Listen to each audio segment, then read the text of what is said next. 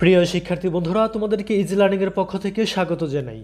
আজকের ভিডিওতে রবার্ট ব্রাউনিংয়ের একটা বিখ্যাত ড্রামাটিক মনোলগ দ্য প্যাট্রিয়ট এর লাইন বাই লাইন অ্যানালাইসিস, অনুবাদ এবং সামারি করা হবে এবং এই কবিতাটি থেকে কিছু গুরুত্বপূর্ণ পয়েন্টস নিয়ে আলোচনা করা হবে। ভিডিওর শেষ পর্যন্ত দেখতে থাকো। রবার্ট ব্রাউনিং লন্ডন, ইংল্যান্ডে জন্মগ্রহণ করেন 1812 খ্রিস্টাব্দে এবং মৃত্যুবরণ করেন 1889 খ্রিস্টাব্দে ভেনিস, ইতালিতে। এই কবিতায় রবার্ট ব্রাউনিং দেখিয়েছেন যে একজন জাতীয় বীর বা একজন দেশপ্রেমিকের প্রতি সাধারণ জনগণের যে অ্যাটিটিউড, ফিলিংস, অনুভূতি, সেগুলো কত দ্রুত, কত সহজে পরিবর্তন হতে পারে। তিনি এই কবিতার মধ্যে দেখিয়েছেন যে কিভাবে সাধারণ জনগণ একজন দেশপ্রেমিককে মাথায় তুলে রাখতে পারে, আবার সেই লোকজনেরা সেই দেশপ্রেমিক মানুষটাকে কিভাবে পদতলে পিষ্ট করতে পারে খুব সহজেই। অর্থাৎ এই কবিতার মধ্য দিয়ে রবার্ট ব্রাউনিং জাতীয় বীরদের প্রতি সাধারণ মানুষের মনের পরিবর্তনশীলতা খুব সুন্দরভাবে ফুটিয়ে তুলেছেন। তো চলো কথা না বাড়িয়ে মেইন টেক্সটে চলে যাই। It was roses roses all the way. It was roses roses মানে ফুলে ফুলে ভরা ছিল, অল দ্য ওয়ে সারাটা পথ ফুলে ফুলে ভরা ছিল। With myrtle mixed in my path like mad. আমার পথে মার্টল মিক্সড মানে হচ্ছে, মার্টল মানে হচ্ছে সুগন্ধি লতা, মিক্সড মানে হচ্ছে মিশ্রিত, যে with myrtle mixed in my পথ আমার পথে মানে গোলনলতা বা সুগন্ধি লতায় ভরা ছিল, লাইক ম্যাড পাগলের মতো। অর্থাৎ এখানে বলা হয়েছে যে with myrtle mixed in my path like mad, সুগন্ধি লতায় পাগল করা সৌরভ মিশ্রিত পথ ছিল। অর্থাৎ it was roses roses all the way with myrtle mixed in my path like mad মানে সারাটা পথ ফুলে ফুলে ভরা ছিল, সুগন্ধি লতা পাগল করার সৌরভ মানে এই ফুলের সৌরভগুলো পাগল করার মতো ছিল, খুব সুন্দর সুবাসে পথটা সুগন্ধে ভরেছিল। সে কথাটা তিনি বলতেছেন, স্পিকার বলতেছেন যে যখন তিনি এই শহরে প্রবেশ করতেছিলেন, অর্থাৎ যখন তিনি তার দেশে যুদ্ধ জয়ী হয়ে বিজয়ের বেশে ফিরছিলেন, তখন তার পথটাকে ফুলে ফুলে ভরিয়ে দেওয়া হয়েছিল। জনগণ তাকে ভালোবেসে তার পথটাকে ফুলে ফুলে ভরিয়ে দিয়েছিল, তাকে সাদর অভ্যর্থনা জানিয়েছিল। The house roofs seem to heave and sway. এখানে দ্য হাউস রুফস মানে হচ্ছে বাড়ির ছাদগুলো, সিমড তার কাছে মনে হচ্ছিল, টু হিপ হিপ মানে হচ্ছে উঁচু নিচু, অ্যান্ড সোয়ে সোয়ে মানে দুলছিল। মানে স্পিকারকে অভ্যর্থনা জানানোর জন্যে, সাদর ওয়েলকাম জানানোর জন্যে বাড়ির ছাদে ভরপুর লোকজন ছিল। মনে হচ্ছিল যেন হিপ বা উঁচু নিচু হয়ে আছে এবং সোয়ে মানে দোলছে, মনে হচ্ছে যে ঢেউ খেলছে লোকজনে।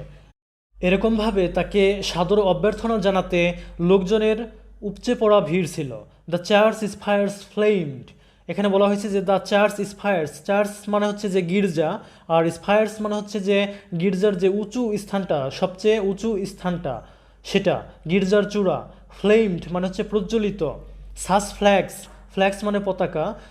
দে হ্যাড মানে তাদের যেরকম পতাকা ছিল, পতাকা প্রজ্বলিত ছিল, মানে লোকজন যারা তাকে অভ্যর্থনা জানাতে এসেছিল পতাকা নিয়ে, তো গির্জার চূড়াটাও মনে হচ্ছিল ওরকমভাবে পতাকার মতো প্রজ্বলিত হচ্ছে।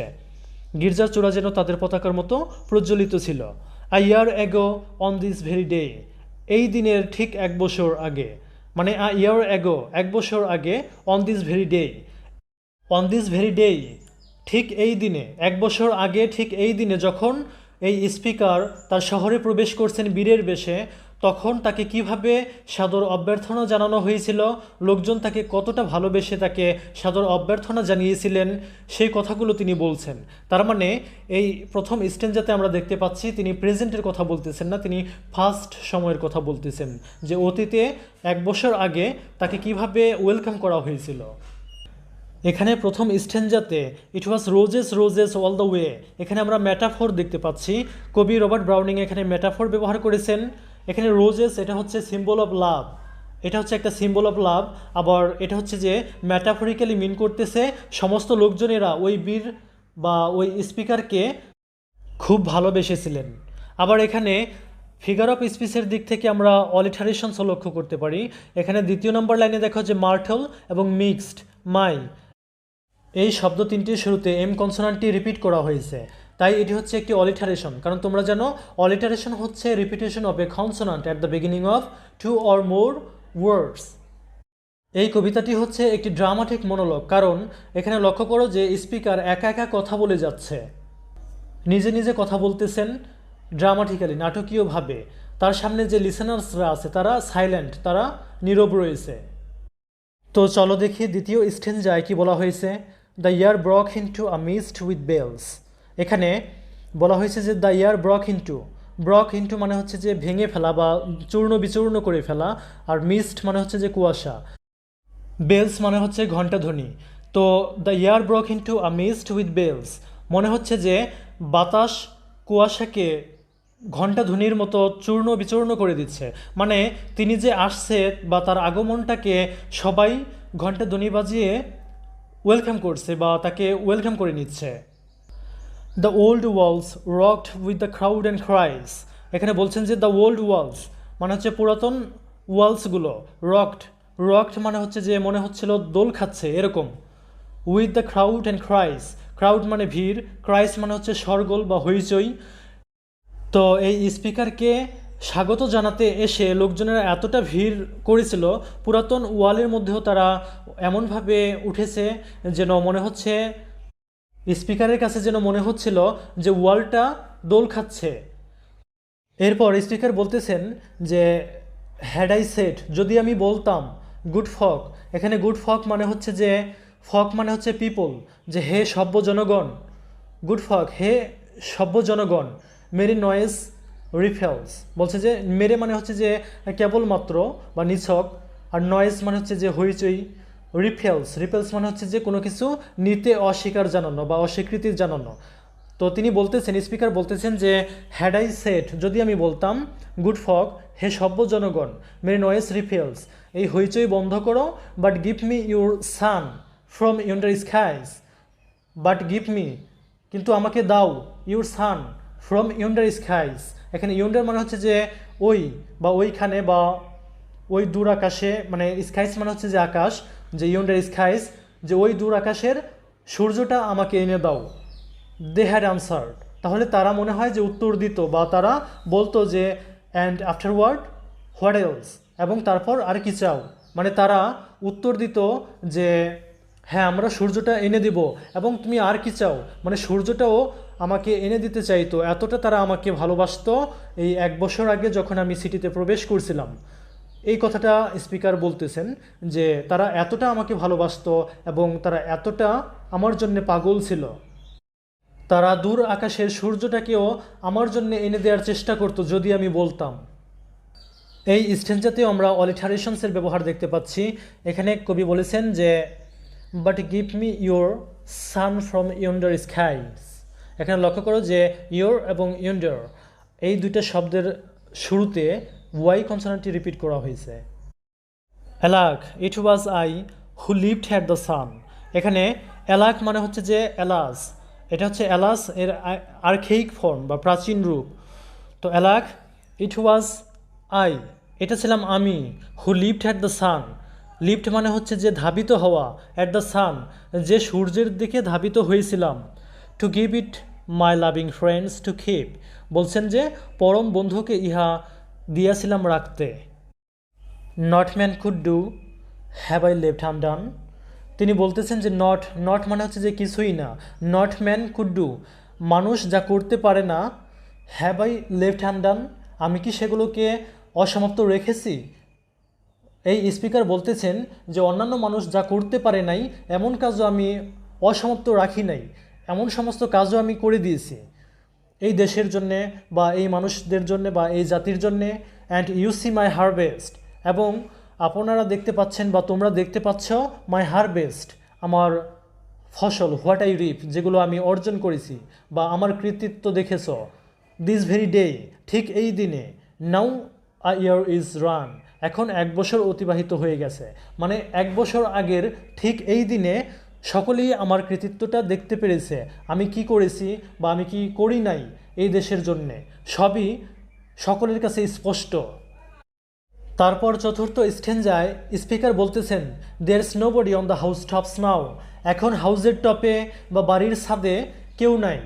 Just a palsied few at the window set. এখানে বলতেছেন যে জাস্ট আ ফল সিট মানে হচ্ছে যে প্যারালাইজড বা অসুস্থ। তো অসুস্থ মানুষেরা শুধুমাত্র জানালার পাশে রয়েছে, আর কেউ এখন নাই। পূর্বে 1 বছর আগে যখন আমি এই শহরে এসেছিলাম তখন যেরকম উপচে পড়া লোকের ভিড় ছিল বাড়ির ছাদে, পুরাতন ওয়ালে, এখন সেরকম নয়। For the best of the sight is all allowed at the shambles gate or better yet by the very scaffold's foot I trow.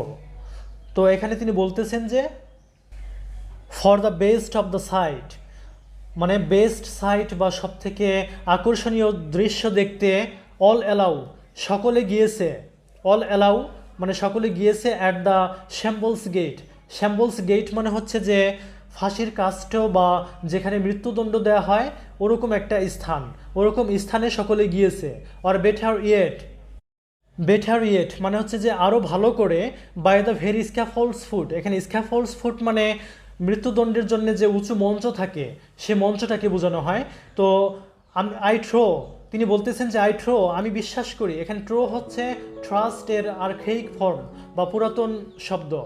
তো তিনি বলতেছেন যে আমি বিশ্বাস করি বা আমি মনে করি সকলে সেই মঞ্চের কাছেই গেছে আমার মৃত্যুদণ্ড দেখার জন্যে। আমরা দেখলাম যে পূর্ববর্তী যে স্ট্যান্জাগুলো আছে সেখানে এই স্পিকার বা এই দেশপ্রেমিক লোকটা তার দেশের জন্য এমন কোনো কাজ নাই যে তিনি করেন নাই, এবং তার দেশের লোকজনেরাও তাকে সাদর অভ্যর্থনা জানিয়েছে 1 বছর আগে যখন তিনি তার দেশে ফিরছেন বা তার টাউনে প্রবেশ করছেন। কিন্তু এখন 1 বছর পরে সেই লোকজনেরাই তার মৃত্যুদণ্ড দেখার জন্য ফাঁসির মঞ্চে গিয়ে উপস্থিত। এখানে রবার্ট ব্রাউনিং দেখাচ্ছেন যে একজন দেশপ্রেমিকের প্রতি সাধারণ মানুষের মনের কিভাবে পরিবর্তন হতে পারে, একজন দেশপ্রেমিককে সাধারণ মানুষেরা কিভাবে তাদের মাথায় করে রাখতে পারে, আবার তাকে কিভাবে পদতলে পিষ্ট করতে পারে। 5ম স্ট্যান্জায় তিনি বলতেছেন যে I go in the rain আমি বৃষ্টির মধ্য দিয়ে গেলাম, বা এখানে রেইন দ্বারা মূলত বোঝানো হচ্ছে যে পবিত্রতা, যে I go in the rain আমি পবিত্র হলাম। রেইন বা বৃষ্টিতে ধুয়ে তিনি পবিত্র হয়ে গেলেন। অ্যান্ড মোর দ্যান নিডস প্রয়োজনের তুলনায় আরও বেশি। তার কারণটা হচ্ছে এই স্পিকার বলতেছেন যে তিনি নিজে জানেন না তিনি কোনো ভুল করেছেন কি না, কিন্তু তার দেশের লোক তাকে মিসআন্ডারস্ট্যান্ড করতেছেন, তাকে ভুল বুঝতেছেন এবং তাকে মৃত্যুদণ্ড দিচ্ছেন। যার কারণে তিনি বলতেছেন যে আমি তো কোনো পাপ করিনি, তবুও যেহেতু তারা আমাকে আনজাস্টলি মৃত্যুদণ্ড দিচ্ছে, তাই এই সাজার মাধ্যমে আমার যদি ভুলবশত কোনো পাপ হয়েও থাকে সেটাও পরিষ্কার হয়ে যাচ্ছে, আমি পবিত্র হয়ে যাচ্ছি। আমি তো পবিত্র আছি, সেটা তিনি ভাবেন যে আমি তো পবিত্র আছি, তবুও আরও বেশি পবিত্র হচ্ছি তাদের এই আনজাস্টলি ডেথ সেন্টেন্সের কারণে। অর্থাৎ স্পিকার বলতেছেন যে আমি প্রয়োজনের তুলনায় আরও বেশি পবিত্র হচ্ছি। তিনি বলতেছেন আ রোপ খাটস বথ মাই রিস্টস বাহাইন্ড। এখানে রিস্টস মানে হচ্ছে যে হাতের কবজি, আর বাহাইন্ড মানে তার হাত দুটোকে পেছনে একটা রোপ বা দড়ি দিয়ে বাঁধা হয়েছিল, এবং এতটাই জোরে বাঁধা হয়েছিল তার কাছে মনে হচ্ছিল যেন তার কবজিটা কেটে যাচ্ছে। তিনি বলেন যে আই থিঙ্ক আমার মনে হয় বাই দ্য ফিউল মানে আমি অনুভব করতে পারি মাই ফরহেড ব্লিডস। ফরহেড মানে হচ্ছে যে কপাল, ব্লিডস মানে রক্তপাত হওয়া, যে আমার কপাল থেকে মনে হয় যে রক্ত ঝরছে। For they fling whoever has mind stones at me for my year's misdeeds. For they fling তারা কি করছে যে আঘাত করছে, তাদের আঘাতে আমার কপাল থেকে মনে হচ্ছে যে রক্ত ঝরছে। যাদের মনে কোনো বিদ্বেষ ছিল তারাই কি করছে যে পাথর নিক্ষেপ করছে আমার বিগত বছরের মিসডিডসের কারণে বা অপকর্মের কারণে। যদিও তিনি নিশ্চিত যে তিনি কোনো ভুল করেননি এবং তিনি জানেন না যে কেন তার দেশের লোকজনেরা তাকে মিসআন্ডারস্ট্যান্ড করছে, তাকে কেন ভুল বুঝছে। লাস্ট স্টেঞ্জায় স্পিকার বলতেছেন thus I entered and thus I go. এইভাবে আমি এন্টার করলাম বা প্রবেশ করলাম কিংবা আমার আবির্ভূত হলো, অ্যান্ড দাজ আই গো এইভাবে আমার প্রস্থান হলো। In Triumf people have drop down dead. এখানে ইন ট্রায়াম্পস মানে হচ্ছে যে পরম বিজয়। পিপল হ্যাভ ড্রপ ডাউন লোকজন পতিত হয়, ডেড মৃত্যুতে। তিনি বলতেছেন, স্পিকার বলতেছেন যে পরম বিজয়েও লোকজন মৃত্যুতে পতিত হয়। Paid by the world, what dost thou owe.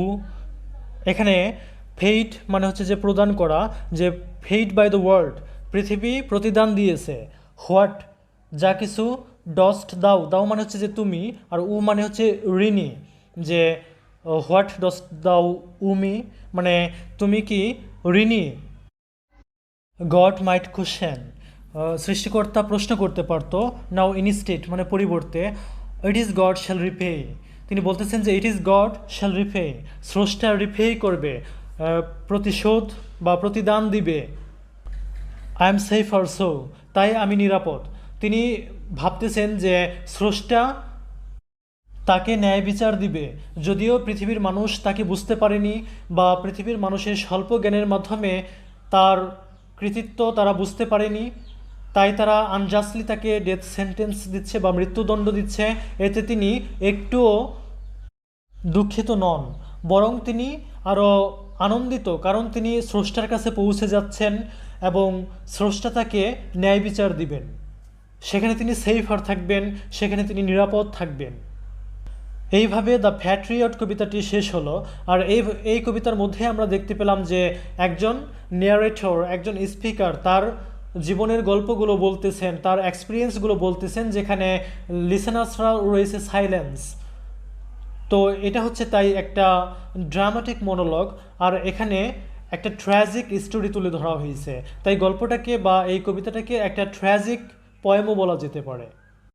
এখানে মূলত রবার্ট ব্রাউনিং এটা দেখিয়েছেন যে সাধারণ মানুষের মন কিভাবে খুব সহজেই পরিবর্তন হয়ে যেতে পারে বিখ্যাত ব্যক্তিদের প্রতি, বিশেষ করে যারা জাতীয় বীর বা রাষ্ট্রনায়ক, তাদের প্রতি সাধারণ মানুষের মনের যে পরিবর্তনটা ঘটতে পারে খুব সহজে, সেই বিষয়টাকে এখানে তিনি ফুটিয়ে তুলেছেন এই কবিতার মাধ্যমে। ফিগার অফ স্পিচের দিক থেকে আমরা এই কবিতার মধ্যে পেলাম metaphor, it was roses and roses, প্রথম লাইনের মধ্যেই আমরা ম্যাটাফোর পেলাম। এখানে এই কথা দ্বারা মূলত বোঝানো হয়েছে এই স্পিকারের প্রতি জনগণের ভালোবাসাটা ফুটিয়ে তোলা হয়েছে ম্যাটাফরিক্যালি। এবং এই প্রথম স্টেঞ্জাতে আমরা পেয়েছিলাম অলিটারেশন, এবং আরও অন্যান্য স্টেঞ্জাতেও তোমরা অলিটারেশন পাবে। এছাড়াও রয়েছে প্রথম দিকে কিছু ইমেজ, যেমন মন্দিরের ঘণ্টাধ্বনি বা ঘণ্টা, এরপরে পুষ্পে সজ্জিত রাস্তা, এরকম কিছু ইমেজের মাধ্যমে একটা ইমেজারি তৈরি করেছেন কবি, উৎসব মুখর একটা ইমেজারি। এবং শেষের দিকে তিনি একটা মৃত্যুদণ্ডের ইমেজারি তৈরি করেছেন with the image of shambles gate, rope, scaffolds foot. এছাড়াও আমরা কিছু সিম্বল দেখতে পাচ্ছি, যে এখানে রোজ হচ্ছে সিম্বল অফ লাভ এবং রেইন হচ্ছে সিম্বল অফ পিউরিটি। তোমাদের কাছে একটা রিকোয়েস্ট, ভিডিওটা ভালো লাগলে অবশ্যই শেয়ার করবে। ধন্যবাদ সবাইকে এতক্ষণ পর্যন্ত সাথে থাকার জন্যে।